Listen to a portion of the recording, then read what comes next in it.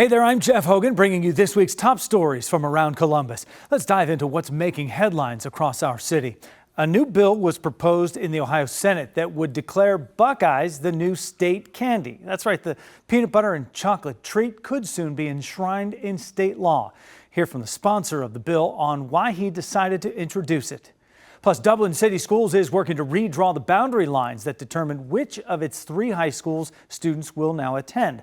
Parents, though, in the district raising concerns about their child being placed in a different school. And Franklin County shut down a problem motel after deputies were called to the property more than 80 times since the start of last year. Lacey Crisp spoke with local business owners and neighbors who say they're relieved. ChatGPT is gaining popularity daily as more people turn to artificial intelligence in their daily lives. While it's proven to be a useful tool, tonight we take a look at the potential dangers when relying on it for mental health support. Type in a question, and before you can blink, ChatGPT crafts an answer. But in the world of mental health support, AI still sits in uncertain territory. It's still so new that we've seen inaccurate answers come out of AI. I sat down with Associate Director Austin Lucas with the Ohio Suicide Prevention Foundation. Austin says AI can be used to come up with positive mental health strategies, but it should always be vetted with other sources. Research that has come out around using AI in like a therapist's office as a tool, right? And I think that's how we need to think about AI, as a tool that can be helpful, but you should always rely on evidence-based best practices. The Pew Research Center says the use of ChatGPT has nearly doubled since 2023, with more than half of users under the age of 30.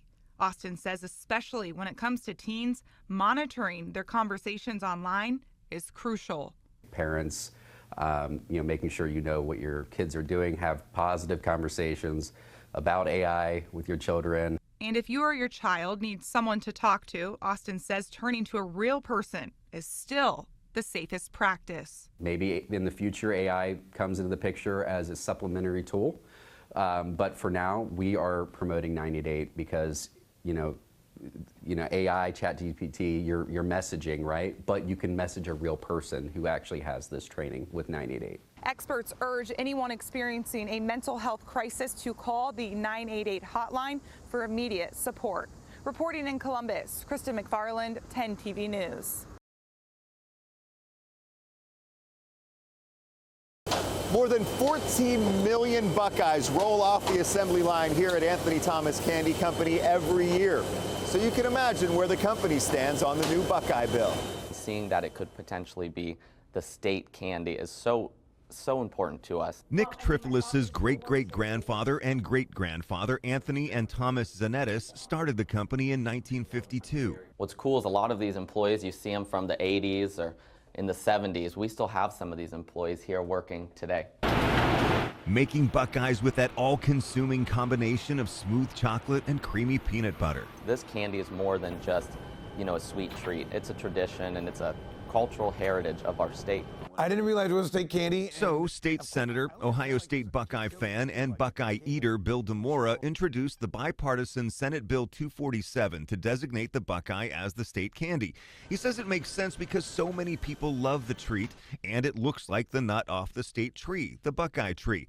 Plus, he says this bill is a nice break from legislative contentiousness. Having a bill like this is just something to take your mind off it, that something is not controversial, it's kind of fun. He got the idea from a new staffer. My new aide, who worked at a candy store, the Buckeye lady, over the summer. And she actually was the one that introduced the bill to the state senator. Alicia Hindman owns the Buckeye Lady candy store in Columbus. Hand making the stuffed Buckeyes. They put a twist on the traditional Buckeye. We stuff them with extra ingredients. So we actually trademarked the term stuffed Buckeye. Whether traditional or stuffed, the Buckeye Lady and Nick at Anthony Thomas agree on the Buckeye Bill's potential positives. We could say we serve the official state candy of Ohio. Lawmakers are scheduled to be back in session in mid-September. I suspect they'll want to do a lot of research on this topic before voting on the bill, just like I did for this story.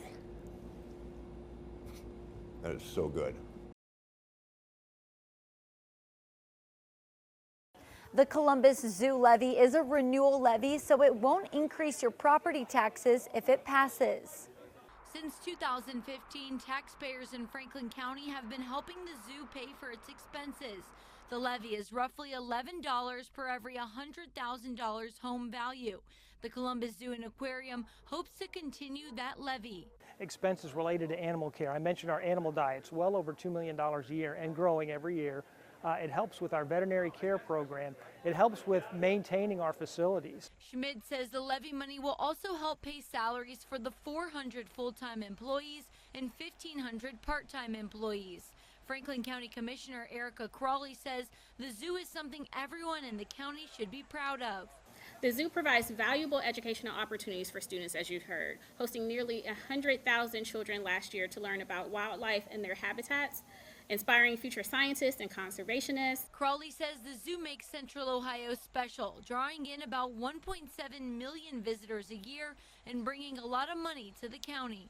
The Columbus Zoo is an important economic driver for Central Ohio, supporting hundreds of local jobs, attracting visitors from around the state and the world, and generating millions of dollars in economic impact for local businesses. If the levy fails, Schmid says the impact will be clear. Certainly ticket pricing would go up pretty significantly. We would almost certainly have to cut back on many of our community access programming. And it could potentially mean a loss of jobs here at the Columbus Zoo.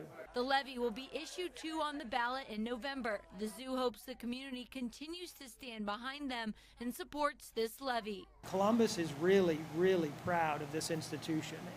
Now, if this levy passes, then it will help ensure funding for the zoo for the next 10 years. Reporting in Powell, Tara Jabor, 10 TV News. The maze at Little Darby Creek is 8 acres of very tall corn and a lot of twists and turns. The owners here say they want everyone who comes to have an amazing day. A beautiful drive through miles of Union County farmland and over a covered bridge takes you to the maze at Little Darby Creek in Milford Center. Jane, what do you want people to get out of the experience of the corn maze? Well, lots of people don't get a chance to come out on the farm, so we want them to come out and have a great time. A great time with a combo of farming and football. This year's theme, Amazing Day, shows Buckeyes head coach Ryan Day with his arms held high in triumph after winning the national championship. We love Ohio State football, live for Ohio State football. For owner Jane Roush, it was a natural choice. We like Ryan Day a lot, what he's done for Ohio State and the community, and we won the national championship, so that's huge. I mean, who doesn't love Ryan Day if you're here from Central Ohio and you're an Ohio State fan? I mean, Jane's son Mitchell Roush has maneuvered through the maze many times. It's all in a day's work. some years are trickier than others, but this year shouldn't be too terrible hard, I don't think, compared to other years. This makes the 6th Ohio State-themed corn maze in their 24 years of creating corn mazes, starting with the 2002 National Championship. We've also done the National Championship in 2014, Woody and Trestle, and we called it Gridiron Legends. Archie, he's the only 2-time Heisman Trophy winner. Plus the 100th anniversary of Ohio Stadium. Everybody loves the horseshoe, and it's historic.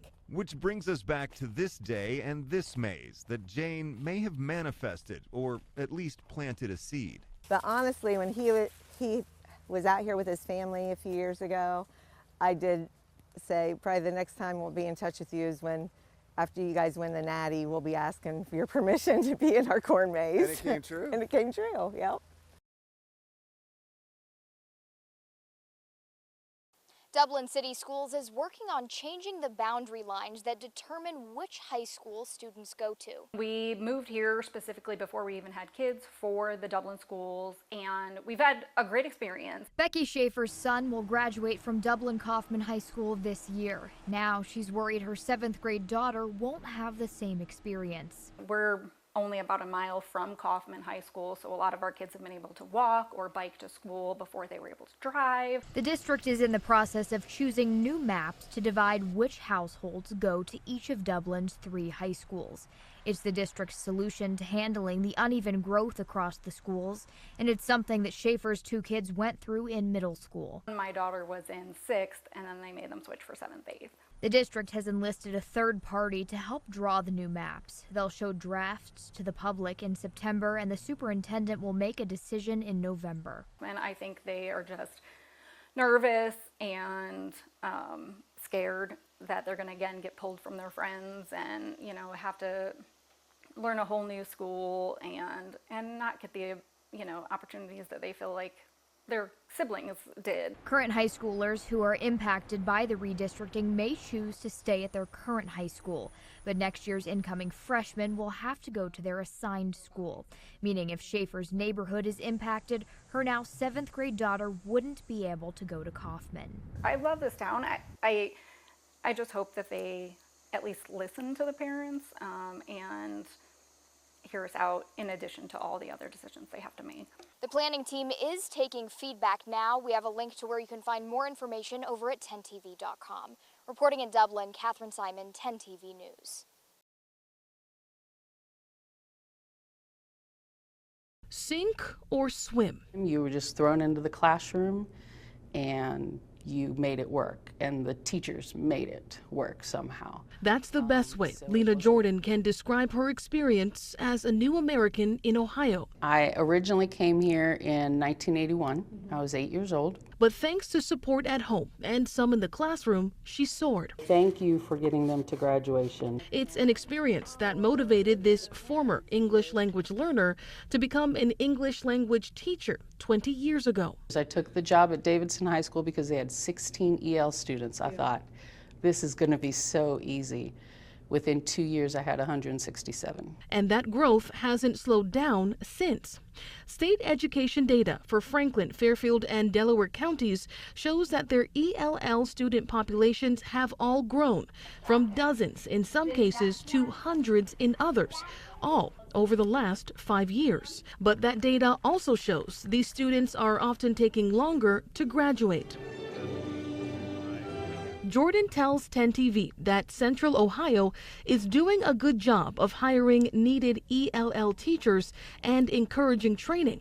But she says the Fair School Funding Initiative that failed at a state level and changes to the types of federal grants issued at schools aren't helping. If the federal government starts sending just block grants, I'm sending a chunk of money, not for you, for the district. So now the district can spend it on whatever they need. And in the end, she says it's an issue we should all have top of mind. If you don't have opportunities, you don't have an education, you don't have a job opportunity, what's left for you to do in the community? Other than to maybe do things you shouldn't be doing, to be a drag on it economically. In Columbus, Rochelle Aline, 10TV News. Holiday weekend travel has already started, and as people hit the roads for their weekend plans, law enforcement is reminding people to be safe. Some people are already off for the long weekend. I'm headed up to Westlake area to see family. I'm traveling to an air show in Cleveland. Yeah, no, leaving early to avoid the traffic, and then come home on Sunday. Try to avoid the traffic on Monday too, so. We'll see. It's been good so far. A busy weekend for travelers is also a busy weekend for police. Labor Day weekend is the worst holiday for impaired driving, according to Ohio State Highway Patrol. That's why we want to be out there. We want to make sure we have as many troopers as we can on the roads to ensure a safe holiday for everyone. Last year, there were 17 fatal crashes over Labor Day weekend, according to OSHP. 14 of those were OVI related, and troopers made 382 impaired driving arrests across the state. The biggest message is drive sober. If you're going to an event, plan for a sober driver, plan for that designated sober driver before you get to the party. The extra eyes will be watching for things like speed, lane violations, and missed signals. A lot of things that require a divided attention on the part of the driver, that's what we're looking for. That's what we know is associated with impaired driving. To make sure everyone gets home from their plans and holiday travels safe. The kids just being back in school and everything else, we stay pretty busy, so this is our last chance to kind of get away before the holiday season and everything else hits. AAA says the best times for drivers will be before lunchtime, and the busiest times on the roads will be in the afternoon and early evening. Reporting in Delaware County, Catherine Simon, 10TV News.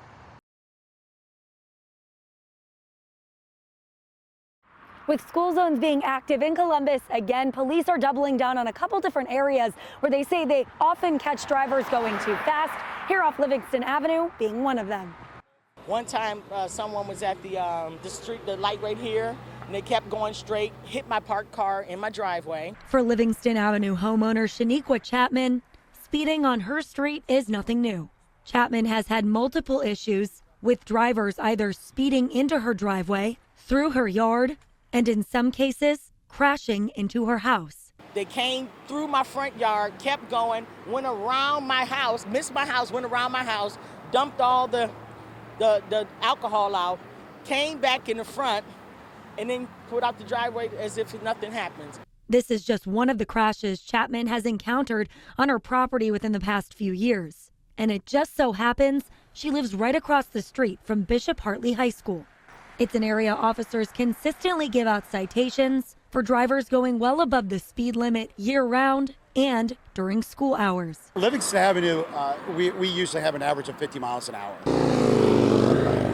Columbus Police Traffic Division Officer James Poole says despite the flashing lights and more officers in the area during school hours, drivers still don't seem to get the message. This school year, they plan on staffing intersections like this one heavily. The whole purpose of a school zone is to bring the speed down so that drivers can have a reactionary gap. To try and curb the crashes happening on her property, Chapman called 311 earlier this year and got a sign put up in her yard to double down on the fact that her driveway is not a public road.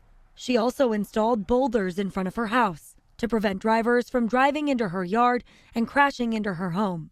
But as the school year approaches, she feels something more should be done, like putting in speed bumps. When school's in session, does it make you a little more concerned that they're not slowing down? Yeah, well, yes, definitely. That's why I suggest the speed bumps, because you have to slow down with the speed bumps. As Columbus students head back to the classroom this week, officers say they will be closely watching this spot. As police continue to monitor this area, if you have a dangerous intersection or street you'd like us to look into, reach out to us. You can email mornings@10tv.com, or you can reach out to me on social media. Reporting in Columbus, Amy Stuggerwald for 10TV News. People in the city of Sunbury say they're increasingly concerned about their property taxes. That's why city leaders say they want to do something about it. Oh my goodness, it's not even the same area. It was the old country little town, and now there's hardly any town left. A lot has changed in Sunbury since Judy and Joe Lewis moved into their home nearly 40 years ago. But we still love it here. But as the city changes, their tax bill keeps going up. You know, us senior citizens, we need a break. Mayor Joe St. John hopes the new effort by Sunbury leaders to lower property taxes will help people like the Lewises. We felt like it was important, given the strain of property taxes on our residents, that we do whatever we can to alleviate that burden immediately. The city is working to eliminate inside millage, tax increases that are not voted on by residents but go up with inflation. Mayor St. John says this would save taxpayers about $76 for every $100,000 of the value of their home. It accounts for about 5% of our residents' tax bill, which is more than a little bit, and we hope it will be very beneficial and hopefully start a movement where we can move off of property taxes altogether. Mayor St. John says the city can make this work by scaling back long-term capital improvements. The tax reduction would go into effect over the next 3 years. You know, inflationary pressures will have no impact on Sunbury as it relates to property taxes moving forward. He hopes it will help longtime Sunbury residents afford to stay in their homes. Do you feel like that could make an impact? Well, sure. Every little bit helps, yes. Right now, city staff is working on the legislation that would reduce property taxes. Then city council will vote to make it official later this year. Reporting in Sunbury, Carla Rogner, 10TV News.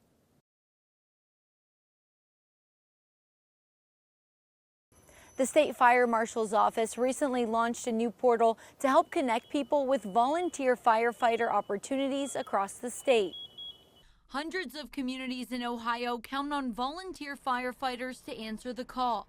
Now the state fire marshal's office is trying to help recruit more volunteers. And most of those are out in the rural areas of the state of Ohio. And so they're always looking for someone to come in, back support and fill.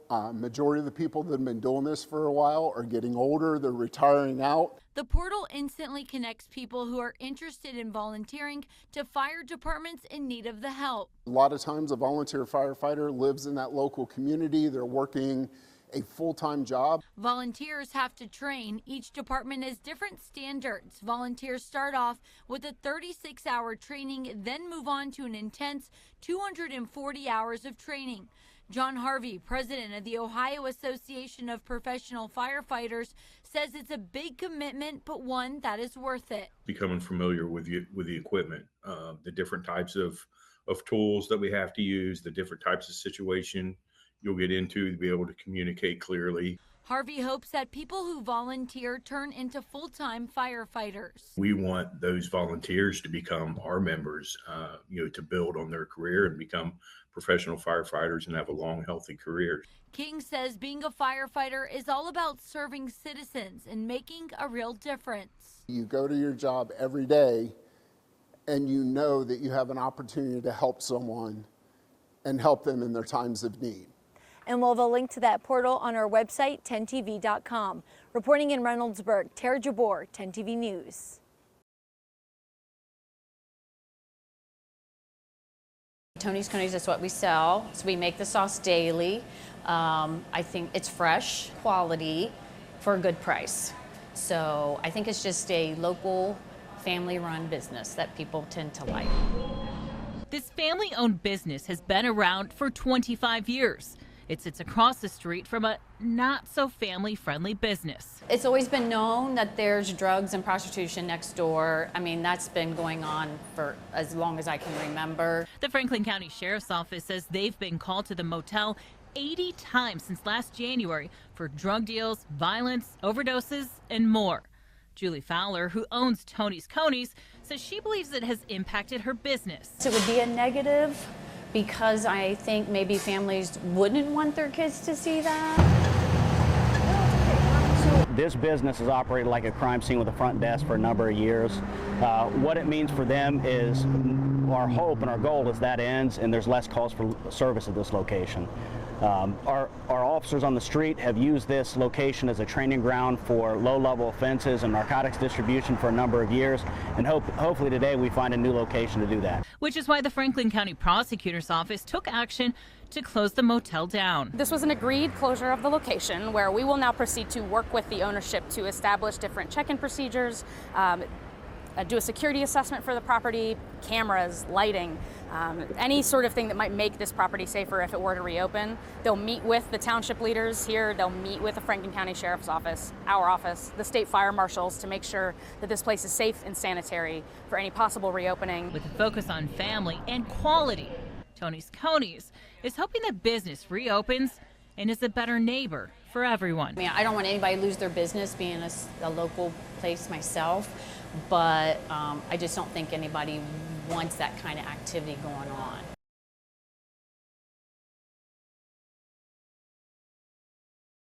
While the rainbow pattern is a commonly used symbol for the LGBTQ+ community, it has nothing to do with why this crosswalk is painted this way. The rainbow crosswalk is actually part of a federal traffic safety study. That's probably one of the first things I noticed when I crossed that street. There's a black paint or tar splattered across the rainbow crosswalk Lexi and Magdalena use daily to get to and from campus. Just kind of wondering what happened, why it's a little messy. I thought it was really pretty, like before it got messed up. I thought I was like, oh, that's so nice, you know. City of Columbus crews painted this rainbow crosswalk at Lane and Waldeck Avenues last summer. They say it was under the direction of the Federal Highway Administration to study how different colors and patterns can impact safety. It was part of 5 different applications. Some of them used color, some of them had like a brick lattice work, some were more linear bars and a standard feature. So altogether, it should give us a pretty good understanding of what can go on our roadways to maintain safety and also increase use of those crosswalks. On Monday, the city received calls into 311 that the crosswalk had been defaced. Never like to see anything we're doing with safety being defaced. The city will repaint the crosswalk so the safety study can continue. The city doesn't know who defaced the crosswalk or why, but Ohio State students we spoke to see it as a statement. While it doesn't surprise me, given the current political trajectory going on in the country, it is rather disappointing. For people to come out and disrespect something like that, it's kind of hurtful towards the LGBTQ community, assuming that's what they directed it towards. The city hopes to get its crews out here to repaint the crosswalk as soon as possible. Reporting in the University District, Carla Rogner, 10 TV News. That's a wrap on this week's edition of Around Columbus, your look at the stories shaping Central Ohio. Thanks for spending a little time with us. Stay safe over this Labor Day holiday weekend and stay informed. We'll see you next time. And remember, you can always get the latest updates on the go with the free 10 TV News app.